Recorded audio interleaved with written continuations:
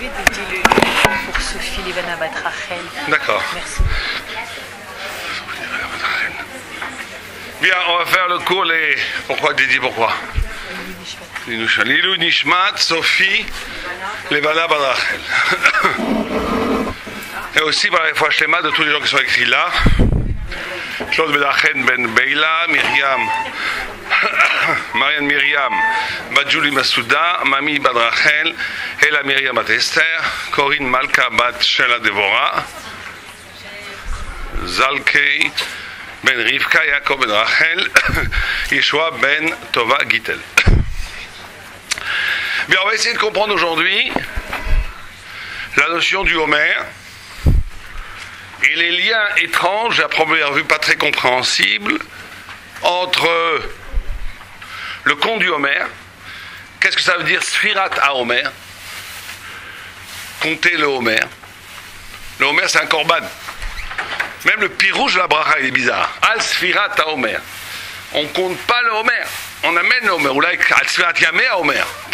Mais le Noussar de la bracha est étrange. Quelle est cette histoire de conte?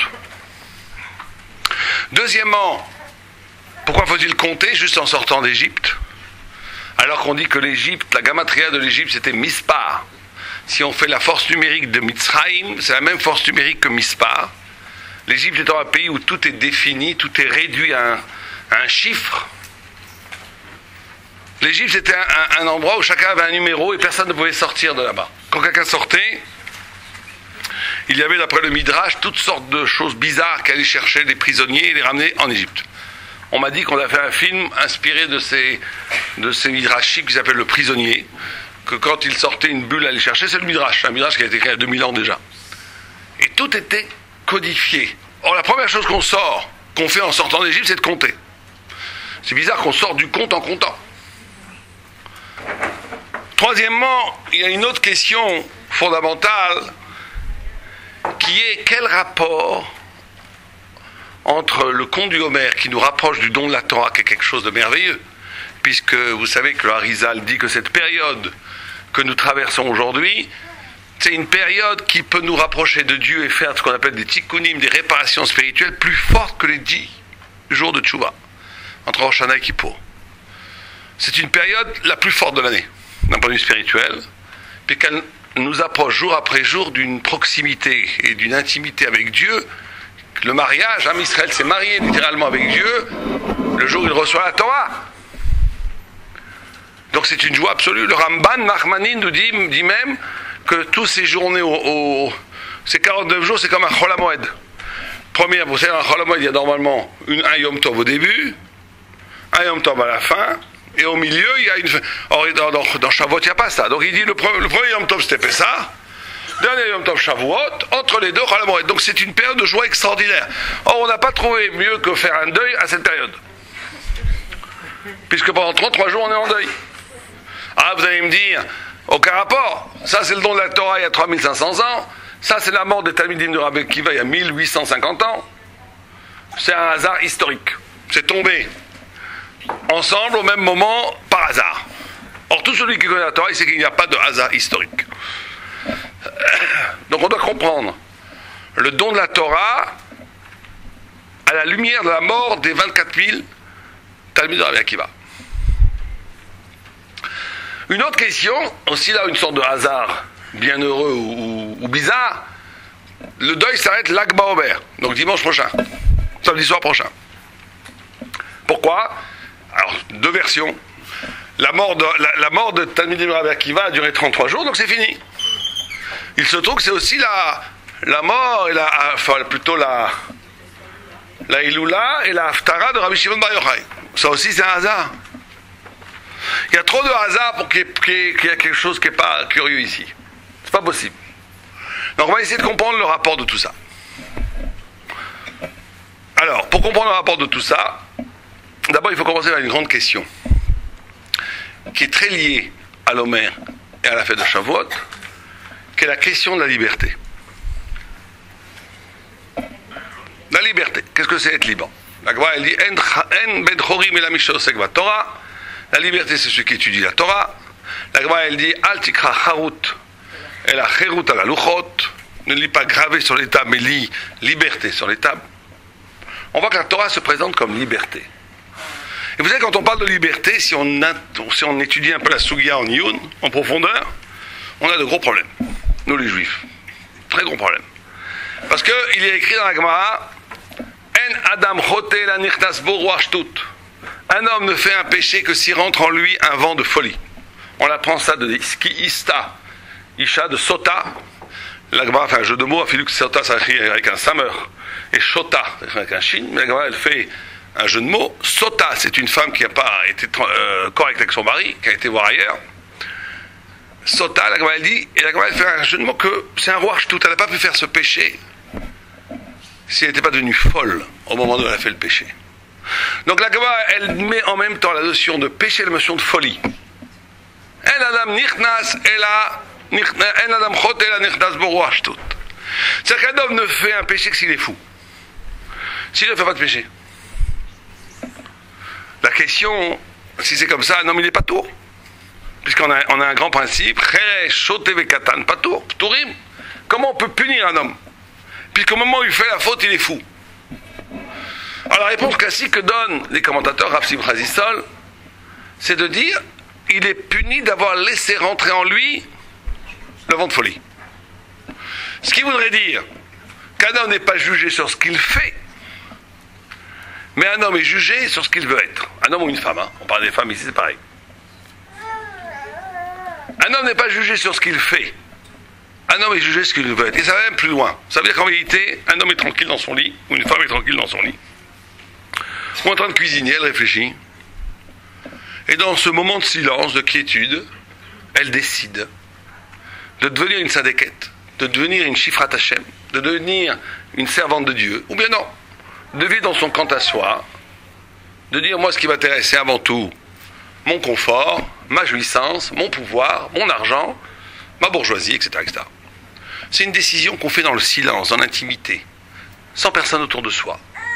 Et cette décision va tout conditionner du reste. Après le bonhomme, il est déjà complètement menotté par son choix intérieur. Quelqu'un qui a décidé d'être un tzaddik, quand il va être mitboded, quand il va être confronté au désir de la faute, il ne va pas la faire parce qu'il dit c'est pas pour moi. J'ai décidé de ne pas faire ça. C'est pas pour moi. Il va pouvoir surpasser. Mais en réalité, ça s'est joué avant. Ça s'est joué quand il est dans la solitude, il a décidé d'être un tzaddik. Et la personne qui au moment donné elle va faire la faute, elle va tomber. C'est trop tard. Elle est conditionnée pour tomber. C'est trop tard, il ne sera pas puni parce qu'il est tombé. Il sera puni parce qu'il a décidé 2 ou 3 jours, ou 3 ans, ou 20 ans avant, d'être un gars moyen. Avant tout moi. Mon respect, mon kavod, mon argent, je peux bien faire la Torah à condition qu'on me donne ce qu'on me donne. Bon, quand on fait comme ça, c'est sûr qu'on tombe. C'est sûr. C'est psigréché de l'onichale. C'est sûr qu'on tombe. Parce qu'on a pris sur soi, avant tout d'être soi. Et quand le soi a besoin de quelque chose, il est plus fort que tout, il ne voit plus rien, il est aveugle, il mange. Il consomme la faute. Donc on ne juge pas un homme pour ce qu'il fait. On juge un homme pour ce qu'il a choisi d'être. Ah, mais si vous allez me dire, réfléchissons un petit peu plus. Mais qu'est-ce qui fait que je choisis d'être un tzaddik et je choisis d'être un rachat? C'est ce qui est écrit dans la Torah, Vebarachta b'chaim. Tu choisiras la vie. Mais pourquoi voulez-vous que je choisisse la mort? C'est bizarre, non? Si je vous donne des diamants dans ma main droite et du chardon ardent dans ma main gauche, qu'est-ce que vous allez prendre?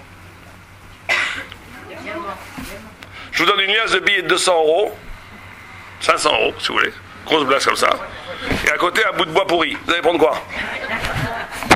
Vous allez prendre. Alors donc c'est pas un choix, ça.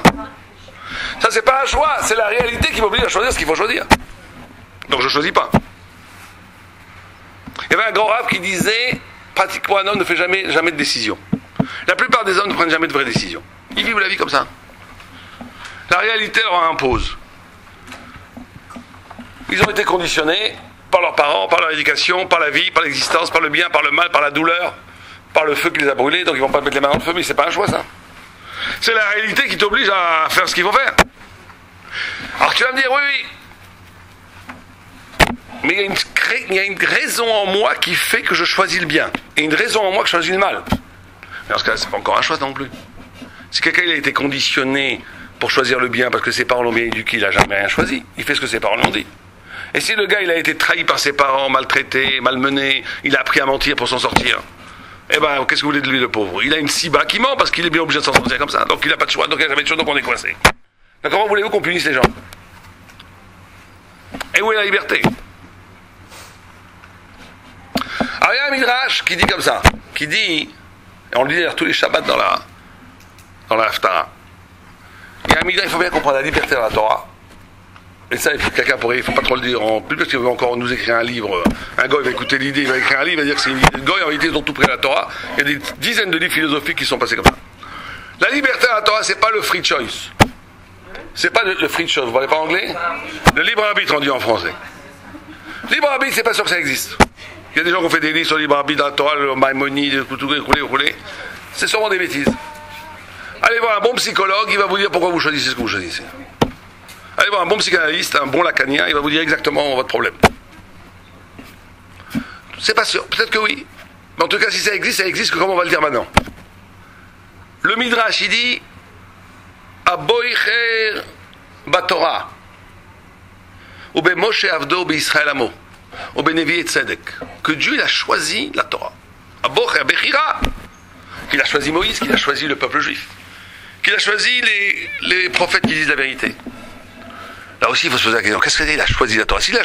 Si choisir c'était le free choice, le libre arbitre, quoi, il y avait autre chose que la Torah? Il y avait la Torah et autre chose que la Torah? Il a choisi le peuple juif, quoi, il a hésité entre nous et les Américains? Moïse, il y avait quelqu'un d'autre qui pouvait remplacer Moïse, il a hésité entre Moïse et Aaron. Il hésite entre les prophètes qui disent la vérité et ceux qui disent le mensonge. Donc on voit que choisir, Bocher, ça n'a aucun rapport avec choisir, comme nous on le comprend. Bocher, le Midrash nous dit, c'est la capacité de s'affilier à quelque chose en nous qui est plus grand que nous. C'est ça choisir, c'est ça Bechira. Bechira, c'est la capacité de se mityaches, de s'affilier, de s'identifier à quelque chose qui n'a aucun rapport avec nous, qui est plus grand que nous. C'est un saut ontologique, un saut. Un saut. Il n'y a que l'homme qui peut être Bocher. Ou Akadosh Baruch Hu. Alors pourquoi? Qu'est-ce qui fait que l'homme peut choisir ce qu'il n'est pas? Et c'est ça la condition même de la liberté. On va expliquer. Le Midrash dit que Bocher l'ityaches b'mashuk gavoa. C'est le Lachon. Bocher. Se lier à quelque chose qui n'est pas toi, qui est plus grand que toi, se lier à quelque chose de transcendant, se lier à la transcendance. Et c'est ça le nœud de tous les choix. Après le reste, tout est déterminé.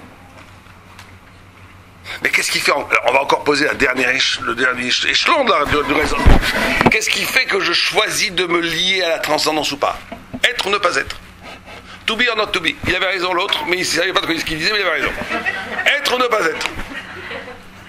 To be or not to be.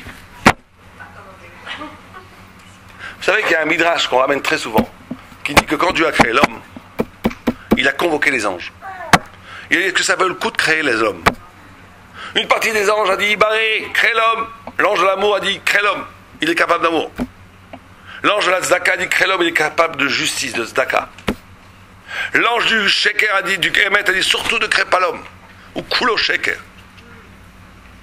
L'ange du Emet a dit, l'ange du Shalom a dit, ne crée surtout pas l'homme. Il est kulo ktata. Tu mets 2 juifs, il y a 3 synagogues. Il y a toujours de la bagarre. Alors c'est intéressant ce midrash. C'est intéressant ce midrash. C'est que, pourquoi est-ce qu'il dit que l'homme il est amour? Il est aussi haine. Et pourquoi il dit que l'homme il est kulo sheker? Il y a des gens qui disent la vérité. En vérité, il faut dire que d'après ce midrash, on voit que l'homme, essentiellement, il est amour. Quelqu'un qui n'est pas capable d'amour, c'est qu'il a détruit l'humanité en lui. L'homme, il est amoureux. On est tous des grands amoureux. On est tous assoiffés de justice. Si on n'est pas réactif à l'injustice, quand on voit un enfant qui frappe un autre enfant injustement, si on n'est pas révolté, on a un gros problème. Il faut aller voir ou un rabbin ou un psychanalyste, mais un des deux. Ça veut dire qu'il y a un gros problème. Mais quelqu'un qui ment, c'est pas bien, mais c'est normal. Pourquoi? Parce que l'homme, il a une tendance naturelle à réorganiser sa vision du monde par rapport à son intérêt. L'homme, c'est comme ça. Tu lui demandes quelque chose, il dit oui, blablabla, blablabla. Demande à un Marseillais, il vous voit le monde par rapport à ce qu'il veut lui. Comprenez? Il n'y a que les Yekim qui n'existent pas vraiment qui voient le monde comme il est. C'est comme ça. Non, je rigole. Ça veut dire qu'en vérité, l'homme, naturellement, il adapte le monde par rapport à ce qu'il est menteur. Il est menteur. Il faut un dépassement pour dire la vérité. Et l'homme, il est belliqueux parce que l'enfer, c'est les autres. Dès que tu vois quelqu'un d'autre, il te prend ton espace, il te prend ton argent, il te prend tout. Donc c'est la guerre perpétuelle. Il faut un effort pour ne pas faire la guerre. Pour comprendre que l'autre, et tu aimeras ton prochain comme toi-même, que c'est justement en dépassant la guerre que tu deviens. Mais ça, il faut être rouhani. Donc c'est comme ça. En tous les cas, les anges, un, il disait Ibaré, l'autre disait Alibaré, Ibaré, Alibaré, Ibaré. Grand dans le fracas du ciel, une discussion, est-ce qu'il faut créer l'homme ou pas? Et Dieu, au milieu de ça, il a dit, pourquoi vous discutez? J'ai déjà créé l'homme. C'est pour ça qu'il a écrit Naase, Adam Betzalmenu, Altikra Naase, et là Naasa Gvar. L'homme a déjà été fait. L'homme est un déjà fait. Essentiellement, l'homme est un déjà fait. Il est toujours déjà. Ça veut dire quoi? Ça veut dire une chose d'abord, très simple, qu'on ne pouvait pas décider pour l'homme que ça valait le coup qu'il soit créé, parce que ça veut dire que l'homme ne serait plus un homme, il serait une chose. Une chose, elle existe parce qu'on a décidé que ça valait le coup d'être créé. Un animal aussi, une planète aussi. Une montagne, c'est merveilleux. Parce que Dieu a décidé qu'elle doit être créée. L'océan, il faut célébrer la créature. Parce que Dieu a tout créé, il a décidé que c'était bien. Donc chaque créature qu'on voit un chien, même dégoûtant d'ailleurs, c'est magnifique. Parce que c'est Dieu qui l'a créé, c'est magnifique. On voit un rat, même une araignée, je trouve que c'est beau. Un cafard c'est dur. Le cafard, on va dire quand même, c'est pas mal, il y a quelque chose. Il faut aimer l'art abstrait, l'art conceptuel pour apprécier le cafard. Mais c'est possible encore. La seule chose qu'on a le droit de dire c'est moche, c'est quand on voit un rachat. C'est tout. On n'a jamais le droit de dire c'est moche ou un picoros. On n'a jamais le droit de dire c'est moche quand on voit quelque chose. C'est un sourd. Un sourd. Dieu a tout créé. Et tout est magnifique. Tout est magnifique. Le tzaddik, il voit la beauté dans chaque chose, parce qu'il voit le sechel, ce qu'on appelle la lettre divine dans chaque chose. Tout est magnifique. Tout est magnifique. Sauf l'homme, qui n'est pas forcément magnifique. Pourquoi? Parce que l'homme, il n'est pas créé. Cette discussion, est-ce que ça vaut le coup de créer l'homme ou pas, elle dure jusqu'à aujourd'hui. Si on était un peu prophète, si on savait écouter au ciel, on écouterait des anges qui disent Ibaré, Ibaré, Ibaré, Ibaré, Ibaré, Ibaré. Et cette ouverture-là, elle permet à l'autre, que chaque humain, chaque homme, chaque juif, justifie de sa création ou de l'injustice. Tu fais une mitzvah, ça va Ibaré, tu fais une avéra, tu fais un Ibaré. C'est toi qui justifie de ta vie à chaque seconde. Ça veut dire que c'est toi qui te construis à chaque instant. C'est ça la liberté. C'est qui t'est donné d'être ou de ne pas être. Donc il y a dans l'homme de l'être et du néant, du vrai, du faux, du être ou du ne pas être. Et l'homme peut décider d'être ou décider de ne pas être. C'est ce qui lui permet de faire des sauts. Je m'affilie à un être qui n'est pas encore en moi, mais qui est appelé, qui m'est promis, qui est possible. Et c'est la seule nature de la vérité, de la liberté. C'est la seule possibilité de la liberté. C'est s'affilier à quelque chose qui n'est pas encore moi, qui n'est pas déterminé par des causes intérieures ou extérieures, qui est un projet inexistant que je fais vivre par mon choix. Vous vous rendez compte? En choisissant, je crée une dimension nouvelle qui n'existait pas et qui était appelée à être. Par exemple, à un moment, je suis conditionné d'être un nerveux, parce que j'ai été élevé par des parents tunisiens qui crient tout le temps. Et donc, quand on me crie dessus, je crie. Quand on me fait la tête, je fais la tête. Je suis réactif, je suis dans la biologie, je suis normal.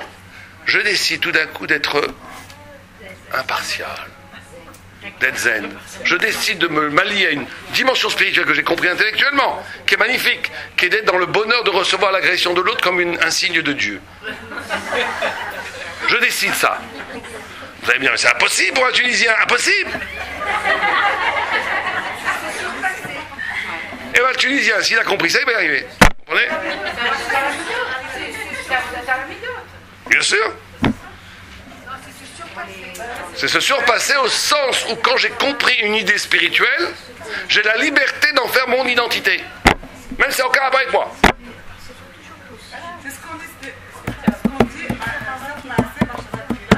Non.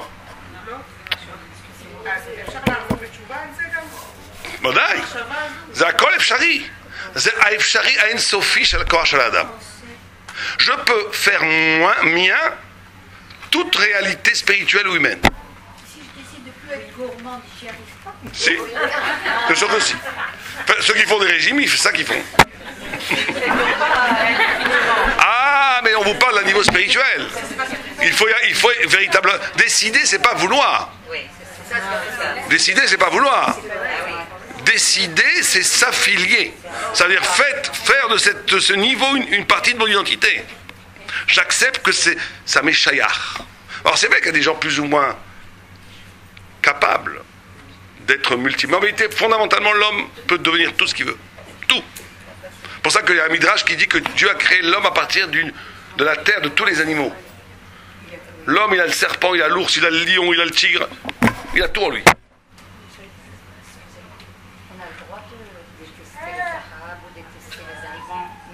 Quel rapport avec la choucroute, madame?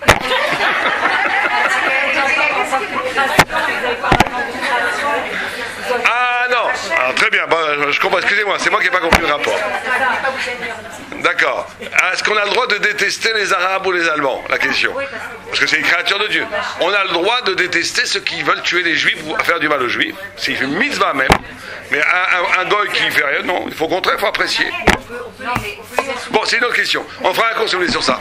Bon, on n'a pas commencé ça le problème. On a juste fait l'introduction là. Donc maintenant, ça c'est juste l'introduction du problème. Donc maintenant, on reprend. Alors, n'oubliez pas ce qu'on vient de dire. Ça va répondre à toutes les questions qu'on a posées au début.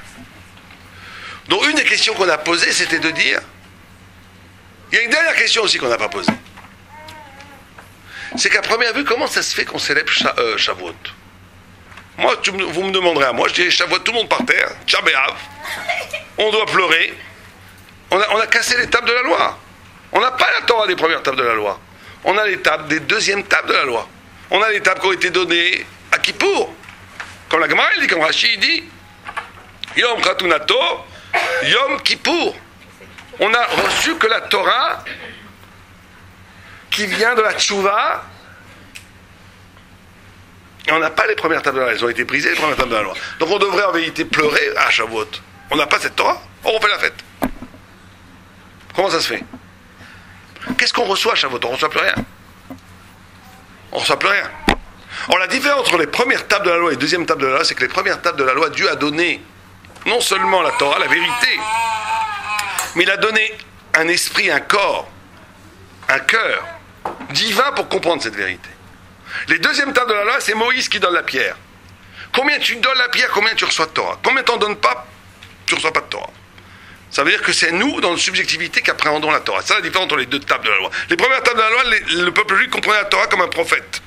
Ça veut dire qu'il comprenait la vérité comme Dieu la comprend, Kebiachol. Les deuxièmes tables de la loi, ce qui est nous, on ne comprend plus la Torah comme Dieu la comprend. On comprend la Torah comme notre subjectivité la comprend, comme chaque homme la comprend. Et en vérité, notre Torah est proportionnelle à notre désir de vérité.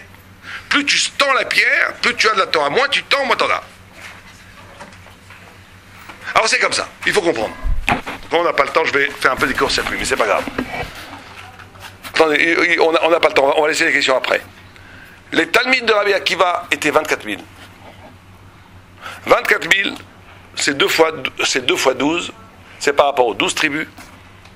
Et le Harizal dit que 2000, on apprend ça de Binyamin, 2000, c'est le chiffre minimal pour avoir une tribu. Une tribu d'Israël. Donc 24 000 Talmidim de Rabbi Akiva sont la reconstitution minimale de ce que s'appelle Am Israël, du peuple juif. Ces 24 000 Talmidim de Rabbi Akiva devaient reconduire le don de la Torah des premières tables. Et Rabbi Akiva devait remplacer Moshe Rabbeinu. Enfin, pas remplacer. Il devait reconduire ce que Moshe Rabbeinu avait réalisé. Et Bar Korva devait être le Mashiach. Et on aurait dû faire le Tikkun et recevoir les premières tables de la loi qui ont été brisées, les re-recevoir, parce que c'est ça l'avenue du Mashiach, et devenir tous immortels et faire le Tikkun de Chet HaEgel et le Tikkun aussi de Adam Arishon qui est le même.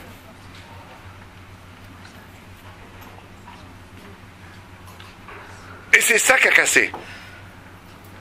Vous savez il y a une autre question qu'on n'a pas posée, c'est que normalement on ne fait jamais un deuil plus de 12 mois. C'est interdit. Il y a une histoire à la Gemara où une fois un Rav pleurait tellement qu'il perdait ses cils.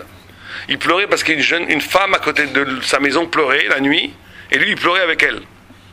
Et au bout de plusieurs mois, il a envoyé un talmud, il dit pourquoi tu pleures? Il dit parce qu'elle avait perdu son fils, la pauvre. Et lui il pleurait avec elle. Et il lui a dit, après 12 mois, arrêtez de pleurer. Il n'y a pas de deuil plus de 12 mois chez nous. Et elle continue à pleurer. Il a envoyé un talmud, il a dit, dis-lui d'arrêter de pleurer. Elle continue à pleurer.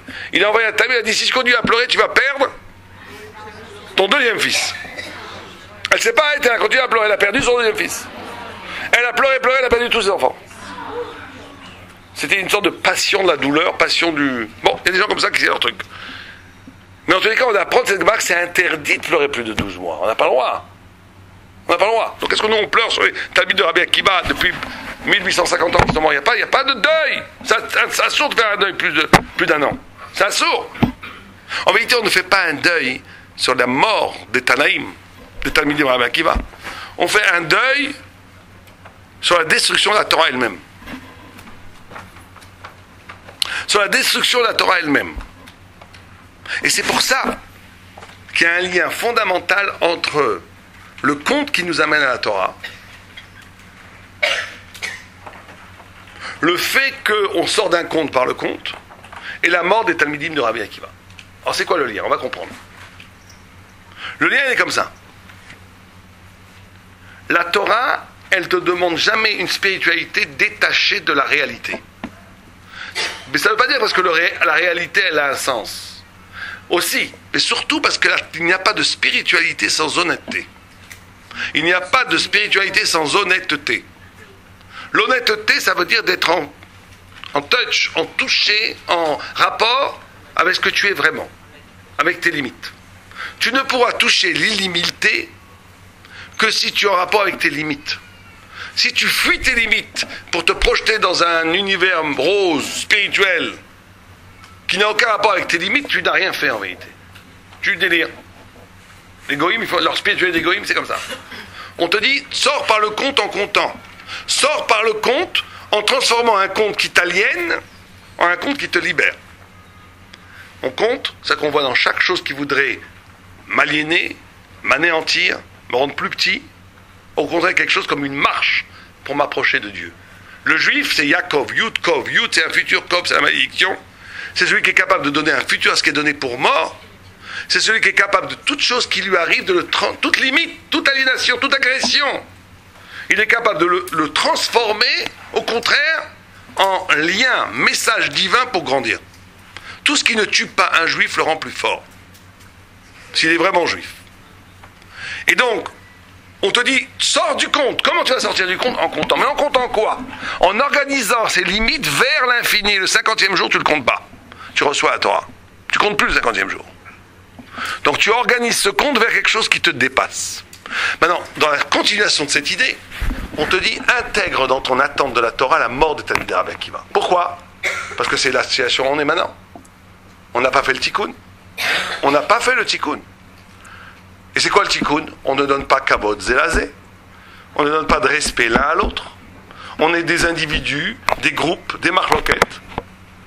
Des groupes l'un contre l'autre. Des individus l'un contre l'autre. On n'est pas assez Am Israël Echad pour accepter cette Torah des premières tables, pour être une partie du corps d'Israël qui est éternel. C'est ça l'éternité. C'est ça la prophétie. C'est quand je deviens Israël. Un prophète est Israël. Il n'est pas Julien Dupont ou même Shimon. Il est Israël. Tant qu'on n'a pas fait ce tikkun, on est dans un décalage par rapport à la vérité universelle qu'est la Torah. Et donc on ne l'a pas vraiment. Mais si tu ne te rends pas compte que tu ne l'as pas vraiment, tu ne l'auras jamais. Si tu ne te rends pas compte que tu ne l'as pas vraiment, tu ne l'auras jamais. Donc tu es obligé d'intégrer cette frustration, ce manque, à l'intérieur même de la joie de recevoir la Torah pour espérer un jour retrouver cette Torah. Ce n'est que vous comprenez? À Shavuot, pourquoi est-ce qu'on fête Shavuot? Parce qu'on reçoit à Shavuot la Torah qu'on a espérée. Combien, et il faut se poser cette question un peu cruelle, chacun doit se poser la question, combien me manque à moi individuellement le manque d'absolu?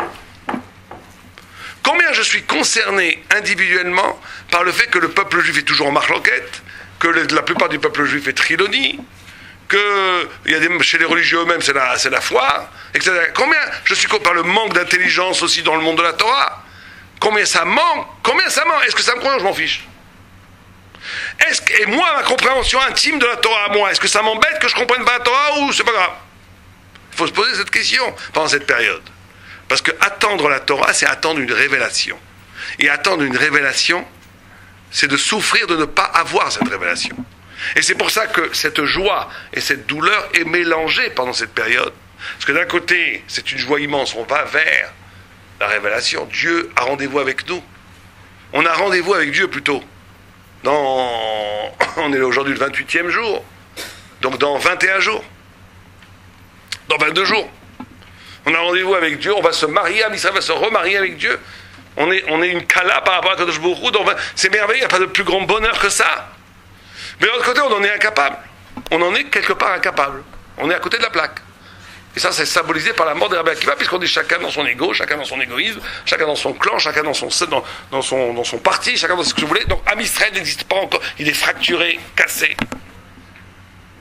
On est une kala au bras cassé, aux pieds cassés, à la tête fendue, qui arrive à la choupa. Bon, c'est pas mal, on arrive à la choupa quand même. Et le khatal, il est assez sympa pour nous accepter. Bon, c'est bien. Mais quand même, on aurait préféré que la kala, elle soit magnifique. Et donc, il faut souffrir de cette destruction pour la réparer. On ne peut pas réparer quoi que ce soit si on n'est pas conscient du manque. C'est le sod même et la réalité même de la sniout. Vous savez pourquoi est-ce qu'on se couvre? Pourquoi on est de sanoa? Pourquoi on n'irait pas tout nu dans la rue? Quel problème? Parce qu'on n'est pas parfait. On n'est pas parfait. Depuis avant la faute d'Adam Arishon, Adam Arishon était parfait, Ève était parfaite, il pouvait aller tout nu. Dès qu'on a fait la faute, on est devenu imparfait. Donc on se cache parce qu'on a honte. Mais c'est très bien. Parce que si on ne se cachait pas, ça veut dire que les gens qui n'ont plus honte, c'est des animaux. Ils sont coupés à jamais de la possibilité de réparer la faute du Adam Arishon, puis qu'ils s'acceptent comme des gens avec la faute. C'est fini. Vous comprenez le problème? Ce n'est que parce que j'ai honte que je pourrai un jour trouver la splendeur d'avant la faute. Mais tant que j'ai pas honte, si j'ai plus honte, c'est fini. J'accepte comme absolu le fait que je suis devenu autre. Donc je suis coupé de la source merveilleuse que j'étais avant. Et bien c'est pareil avec la Torah. Si il n'y avait pas dans l'intérieur même du conte de l'attente de la Torah ce drame de la mort des Talmidim de Rabbi Akiva, je serais coupé de la première. J'accepterais la Torah comme ce que j'en ai aujourd'hui et c'est tout. C'est pas vrai. La Torah qu'on a aujourd'hui, même la plus haute Torah, je parle, n'est qu'un reflet de la Torah absolue qui nous manque. Et ce manque doit être senti chacun à son niveau, chacun selon son énigme, chacun selon son intrigue, chacun selon sa vie. Chacun là où il est doit le sentir. Et c'est grâce à cette frustration du manque de l'absolu, ce désir de vérité, que suscite cette frustration du manque de l'absolu qui nous caractérise tous, qu'un jour on pourra recevoir la lumière des premières tables. Et c'est ça qu'on fête à Shavuot, c'est cette espérance. À Shavuot, on aura une lumière de Dieu sur notre visage. Ad kama je suis intéressé de comprendre la vérité divine. C'est tout. On n'aura que ça. Et donc on comprend pourquoi l'Ag BaOmer, c'est un jour très spécial à l'intérieur de ce système. Parce que le seul qui a fait le tikkun, c'est qui? Enfin, un des sœurs en tout cas, c'est Rabbi Shimon Bar Yochai. Le jour de l'Ag BaOmer, il a réussi à révéler la Torah des premières tables. Il en est mort. Celui qui lit le Zohar, on voit qu'il est mort du niveau d'intensité lumineux de la Torah qu'il a compris. C'est-à-dire que le Zohar, la Kabbalah du Harizal et du Rabbi Shimon Bar Yochai du Harizal du Etzraïm, c'est en vérité les premières tables. Mais je vous rassure, personne ne les comprend jusqu'au bout, donc tout va bien.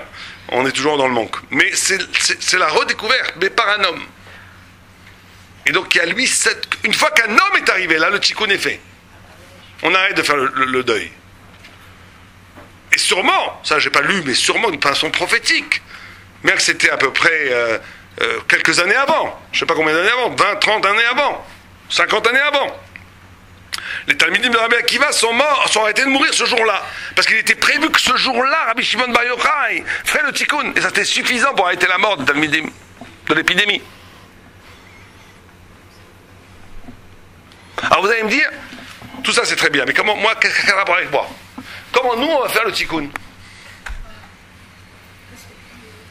Comment nous on va réussir à faire un tikkun pour arrêter l'épidémie? Quelqu'un a une idée? Qu'est-ce qui est plus important, le kavod ou l'amour du peuple? D'abord le kavod.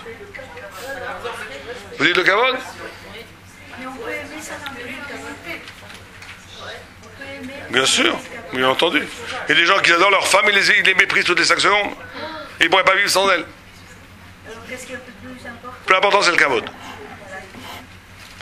Est-ce que quelqu'un a une idée comme... D'accord, bien sûr, du kavod, c'est sûr, c'est écrit dans le Chida, que comme le Beth Amikdash a été détruit par Silat Chida, c'est la même idée, c'est pareil. Ça ne sera réparé que par Avat Rinam, c'est sûr. Mais ça, c'est un peu trop général. Comment nous, on va y faire le tikkun? Il nous reste jusqu'à l'Akba Omer 3-4 jours.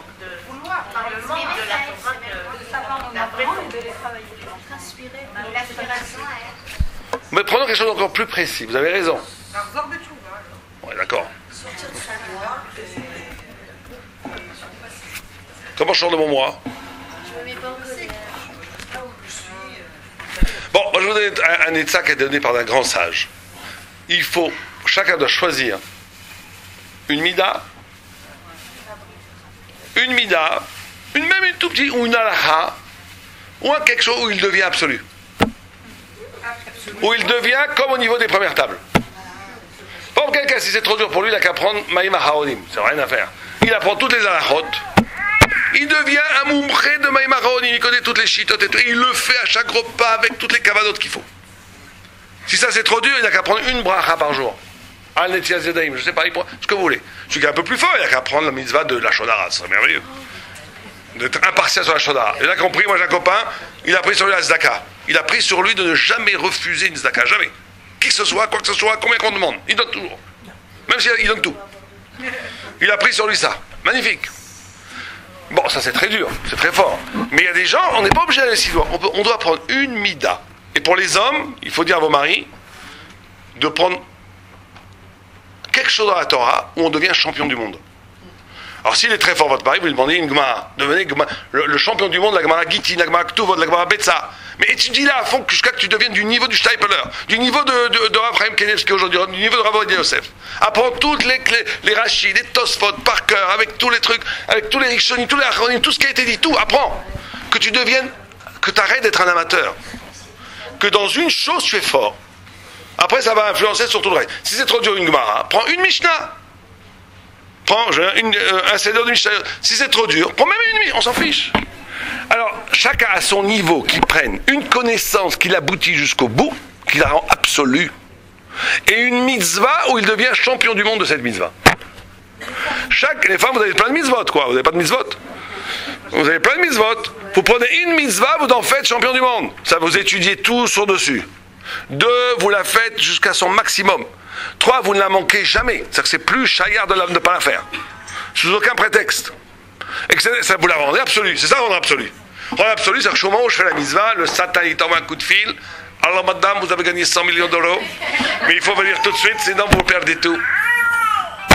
À ce moment-là, qu'est-ce qu'on fait? Est-ce qu'on se laisse aller? On dit, bon, c'est pas grave, avec cette mitzvah, je vais faire plein de zakat, donc j'ai le droit d'arrêter la mitzvah. Bon, alors ça, c'est le Yatzari, vous avez eu. Une fois, on raconte un rat dans le Mishnah Berurah qu'avant la tefila, on ne fait pas de business. C'est un sourd. Et on lui a proposé un business extraordinaire. Précisément, en allant à la tefila, il n'a pas été. Il a dit, je te le ferai après la tefila. Quand il est revenu après la tefila, le cacadote avait pris le business. C'est des diamants pour des prix extraordinaires qu'il aurait pu revendre 10 fois plus cher. Et qu'est-ce que vous avez fait, vous? Vous avez perdu, disons, l'équivalent de 300 000 euros. Bon business que vous auriez pu gagner en 2 jours. Qu'est-ce que vous avez fait? Vous l'avez lu. Il s'est mis à danser. Mais oui, tout le monde espère ça. Imaginez que vous avez une mise que vous avez payé 300 000 euros. C'est magnifique. Il s'est mis à danser de jour remerciant Dieu d'avoir été choisi pour accepter de refuser au nom d'un principe de Torah de gagner 300 000 euros. C'est magnifique. Ah, le vrai que ça nous arrive. Et qu'on gagne après 500 000.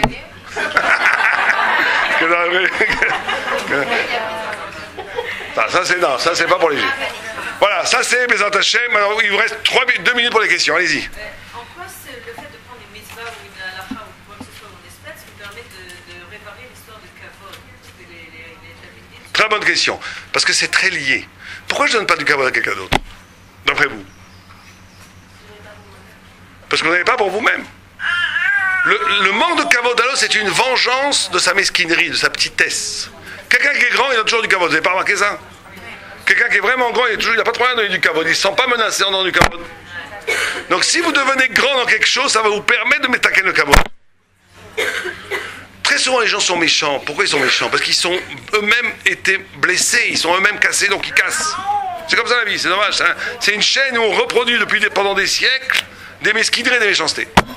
Quand quelqu'un décide de casser la chaîne, il dit non, moi, ça y est, maintenant, je deviens, mon patron, c'est Dieu.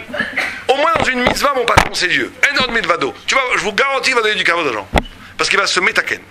Ouais, vous vouliez poser une question, une ou deux personnes là. Ah ouais, alors c'est quoi l'isphore et Omer? Sphira, ça vient de la shon. L'isphore qui est couper les cheveux. Les cheveux, on dit que c'est l'absolu. Mais en vérité, pour la faire très rapide, Sphira, c'est les sapers. Il faut être capable de raconter. Donc, on ne sort du nombre par le nombre que quand on traduit un nombre par un récit. C'est-à-dire que ce qui te limite, tu deviens maître de ce qui veut t'aliéner si tu es capable de le définir. La parole te libère quand elle est capable de mettre un récit sur ce qui t'arrive. De l'e-sport. C'est-à-dire de donner un récit spirituel, transcendant. Quand tu le donnes un sens, tu es libéré.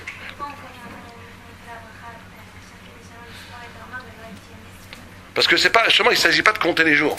Il s'agit de traduire ces jours en un récit qui t'amène du fini à l'infini. C'est ça. Bien, il y a beaucoup encore à dire à ça. Bonne journée. Oui. Que l'honnêteté, c'est la base de la spiritualité.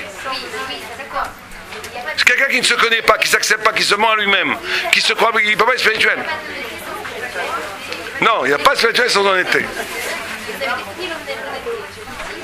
L'honnêteté, c'est d'être dans la vérité de ce que, ou d'être véritablement dans le lieu et la vérité de ce que je suis à ce moment-là, sans fantasme, sans s'inventer des histoires, être véritablement soi-même dans l'heure et dans l'instant.